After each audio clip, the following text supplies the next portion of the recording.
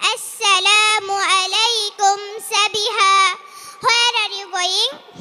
Walaikum assalam. We are going home. We just finished our Quran class. Yes, I love to read the Quran. It makes me feel calm. That's nice.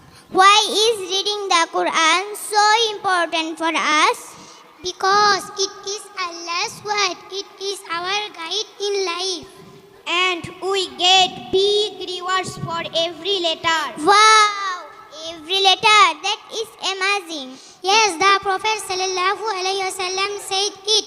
It gives us light now and on Judgment Day. Let's promise to read a little bit every day.